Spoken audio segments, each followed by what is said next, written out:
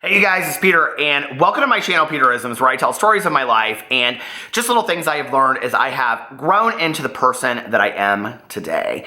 And I did a video on my main channel today talking about body image and body dysmorphia and eating addictions and food addictions and things like that, all of which I have struggled with from a very, very young age. And you know, it's interesting because this channel actually started out, if you are new to this channel, as a weight loss channel and a health motivation channel called My So-Called Healthy Life, and it tanked horribly. And a lot of it, I think, is because of my attitudes towards food and fitness and things like that.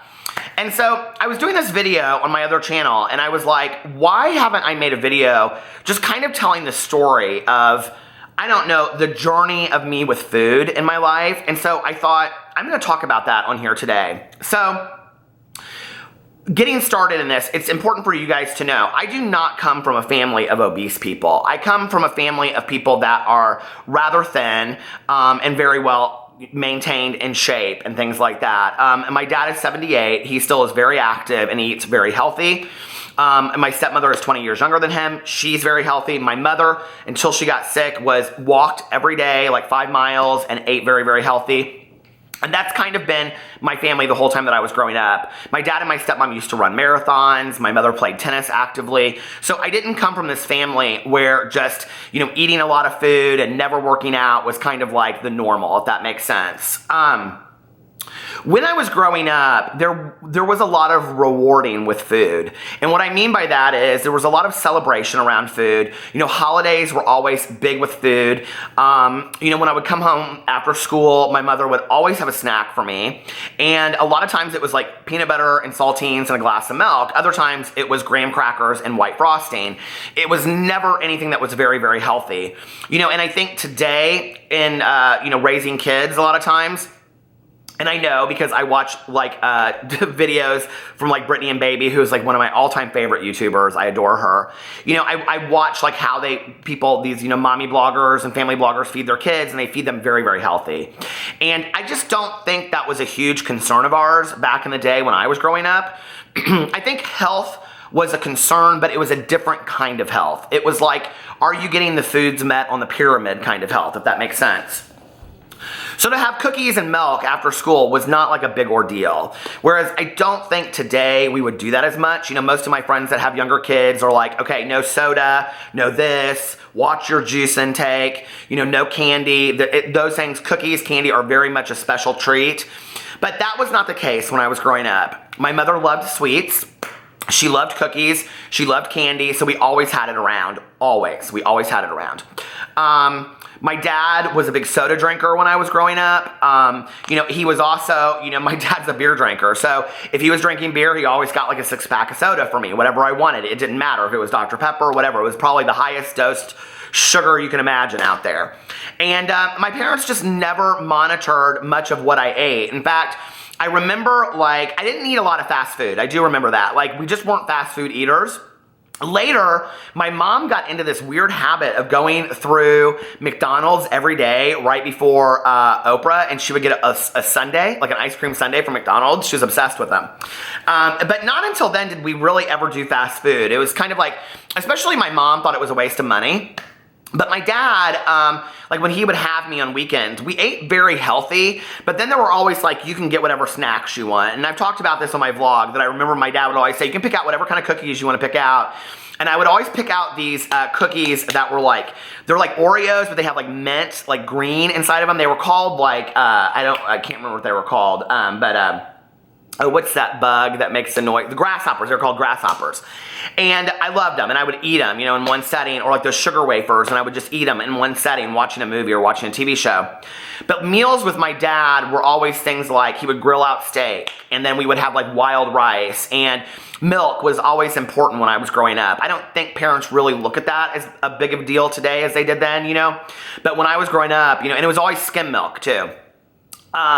So, you know, I ate pretty healthy when I was growing up. The standards at my mom's house were things like probably standards at most people's houses, you know, tacos and chili and a meatloaf. And, you know, there was always like a main meat course and then vegetable course. When I was in high school, I started eating a lot of fast food with my friends. And my friend Margaret and I, every day after school, unless I had something else to do, we would go to Wendy's and we would each get a double cheeseburger plain, large fries, and a Frosty every day. That's what we get. And then I would go home and I would eat dinner on top of that. My sophomore year, so I started making a lot of friends the end of my sophomore year. My freshman year, so the way that I went to school was, it was 6 through 9 in a middle school, and then 10 through 12 in another school. And my 9th grade year, I was like not happy with my weight. I'm 5'10" and a half right now. I was not very happy with my weight. I was heavier. If you looked at me, you wouldn't think that I was heavy, but you would think I was heavier. And I just, I think at that point I started kind of really assimilating to a lot of celebrities and seeing a lot of people out there. And I noticed that the kids in my, a lot of the guys that I was like in school with were like working out and they were in athletics. And I played tennis, but I was getting heavier. It's not like tennis is like the most conditioned sport. And I got heavier and I didn't want to be that, heavy anymore. So that summer, I was obsessed with cutting up vegetables, and that's all I ate every day was vegetables. And then my mom and I would take like a 3-mile walk every night. And looking back, those are some of my happiest moments that summer that I had no friends really that whole summer. My mom and I had a really good friend and he moved away that summer. And so I was kind of alone. And I remember that I'd gone to the same school with people, 1 through 12, kindergarten through 12 actually.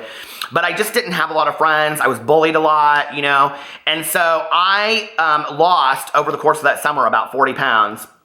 I also grew, that was when I grew from like 5'5" to like 5'10". So I went back to school. I had started listening to a lot of punk rock music. I was wearing like Smith's t-shirts and Cure t-shirts and sport coats with jeans, and my hair was real jagged, and it was like a mix between like dark brown and blonde, and it was like real crazy. I'll show pictures sometime on here.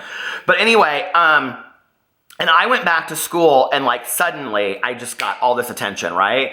I mean, people were like, oh my God, they didn't even recognize me. They're like, are you the same person? Are you different? Blah, blah, blah. And I think what happened to me in that moment, I don't think that it was the drive to lose weight over the summer or feel better about myself, because I don't really remember over that summer. I had lost that much weight over the period of a summer, and I don't really remember like ever feeling like looking in the mirror and being like, God, you look really good. Like, I don't remember that. I do remember the moment that I got noticed at school and people started validating how I looked. And so I think what happened in that moment was I started seeking out other people's validation for how I physically looked. And that's a dangerous thing to happen. When we look for validation and acceptance in other people in our weight. And that was something that I struggled with for years and years and years. I dated a guy the year before I got sober, and it was interesting because he got me started using cocaine. So on the level that I started using it. But he would also make a lot of comments about me being heavy. And I wasn't heavy at that point either. I was probably, in all honesty, I was probably about 165.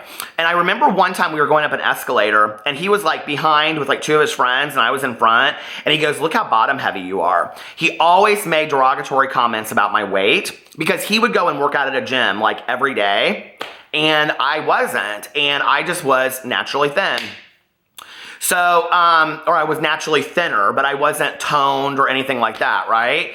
And to this day, I'm very, very conscious about my butt. Like, I'm like, do I have a big butt? Is my butt big? Like bubble butt, all that kind of stuff, right? So, when he and I broke up around June, I got sober in like December. The opposite happened to me, and I started emotionally eating. And I've been an emotional eater my entire life. I have food addictions like nobody's business, okay? I am a complete food addict. I eat over memories. I celebrate over food. Everything about me, about food, is the same as it is with drugs and alcohol. And I have done in counseling and in 12-step work a lot of work on food and my eating habits and things like that. And it's continued to this day to be a struggle for me. In fact, one of the most dangerous parts of my life was when I got to a point where I was like, I just don't even really care if I gain any more weight or not. It is what it is. And that was dangerous for me because I was with my ex, and we were eating fast food every night. I was the heaviest I ever was. I was probably about, no lie, like 260, 270. And I was really grossly overweight. And I remember my doctor at the time, because I have epilepsy. I've talked a lot about that. He said to me, he goes, you're gaining so much weight at this point that you're going to be a young diabetic, and I'm very, very worried about your health. So anyway, when I was dating this guy, before I got sober, I started eating a lot. And between that June and that December when I went into treatment, I gained about 30 pounds, 40 pounds. And I remember when I went into treatment, my counselor said to me, she said, "You're the heaviest cocaine addict I've ever treated." Like, that was, I will never forget that. And I think it's all these negative comments that people have made about my weight over the years. Because what's interesting to me is whenever I do a video about weight, or whenever I talk on my vlog about my weight, and the negative comments, like, it's almost like it's easier for me to hear the negative comments than it is for me to hear the positive comments, because I'm so used to them in my own head, if that makes sense, and that's not healthy, right? And, 100 people can say, "Peter, you look great, blah, blah, blah, whatever," but I don't ever stand up full on here unless you go look at my vlogs, and then you guys know this is a trick of the camera, right? But I can hear 100 nice comments, and it's that one comment that says something negatively about me that stands out to me, and I'm like, yeah, that's the one that you need to listen to. Like, always, I'm trained that way. When I got out of treatment, I started working out actively, and that's when I started running, and I got really, really into running. I fell in love with running, and my first boyfriend that I had, he was very active, and he went and worked out in gyms. He would work out every day, and still, I think, does, from the pictures that I see. I mean, he's in great shape, and he's my age, and but he's probably in better shape now than he was then. But I started working out. We had a roommate, my friend Krista, and she worked in a gym, and she worked out every day as well and was in great shape. So it was a lot of me being surrounded by people that were very active, that were eating well, and all that kind of stuff, and I was kind of driven to do that. When I got out of that relationship, I dropped, even though I didn't need to, like 20 pounds. And weight has always been kind of a control thing for me. It's kind of a punishment, pleasure kind of thing with my mind that I do. And, then I got into another relationship with somebody that had a lot of food issues. He had actually lost, before I met him, 150 pounds. And so, I go into this relationship and knowing that this person has similar eating issues, similar food issues, and what happened was we just fell in love eating together. And in fact, when we broke up and I was at the heaviest that I've ever been, what he said to me was, "I think we're two food addicts that fell in love, and we fell in love with eating together." And I think there's a lot of truth to that, After he and I got out of that relationship, I was like, done. I was like, I'm not going to be heavy anymore. And the year that my mom passed away, 6 months before that, I started working out. I started, every day I was working out. I was running every day. I love to run when I get into it. It's just a hard process for me because I'm so heavy that for me to get started is a very slow thing. But once I start, I get into running on a daily basis, I fall in love with running. And I was lifting every day, and I looked great, and it just was a different me. And I felt physically better. But here's the thing. I wasn't happier inside. I was no happier then. I was thinking about this today as I was doing this video. I've never been any happier depending on my weight. Like, my weight has never made me internally happier, heavy than I was then, which is why I know that it's a food addiction, why I know that I have eating issues, because my happiness is not related to my weight. For example, I'm heavier now than I have been in the entirety. Well, that's not true. I'm probably 20 pounds thinner than I was 2 years ago. But I'm heavier now than I've been the majority of my marriage. I'm the happiest now that I've ever been in 10 years of my marriage. And, a lot of people will say, well, I think you get comfortable in marriage. I think you this. Well, that could be true. But I also think that, I'm doing something I'm very passionate about with making videos. I'm writing daily. I'm in a business that I absolutely love and adore the people that I get to work with on a daily basis. My life is filled with watching TV shows and reading books and listening to audiobooks. And I'm just extremely content in my life right now that I don't have this desire and this run to just get into the biggest shape in the world. until I get on Instagram and until I get on social media and I start seeing these guys that are so in shape and they're working out every day, and then I can think, oh my God, like that doesn't look like me. I need to work harder to look that way. And they're always up here and I'm always like, I have to work harder and I have to work harder and I have to work harder. And so it's this constant like ticking in my head. I'm leaving to go to Miami in 2 weeks. And this whole thing happened today with me and this drama channel video, and you can go watch it and you'll see what I'm talking about. But I was thinking about it on there while I was doing it, and I was like, you know, this really happened at an appropriate time for me. Because I want to go to Miami and I want to eat what I want.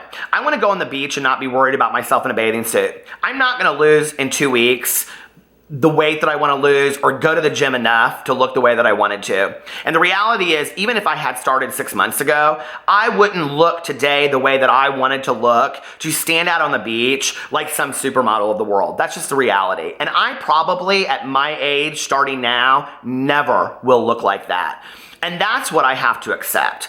I don't have to accept my weight.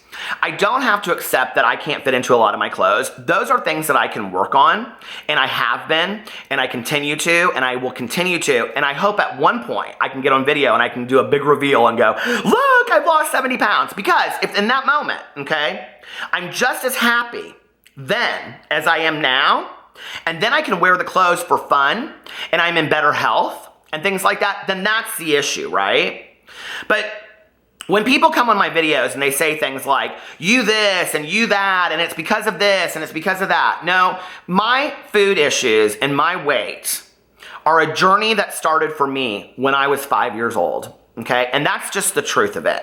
And it's a lot of unpacking that I have had to do over the years to look at how I communicate with food. I communicate with food through memories and celebration, and I communicate with food through being sad at times, and so I eat, or being happy at times and celebrating with food, or watching TV shows. I love to do that. Or I just crave certain foods. I crave certain snacks. I crave certain sweets. I have a sick relationship with food, and it is a journey that has gone on for 40 years of my entire life, and it's not going to change overnight.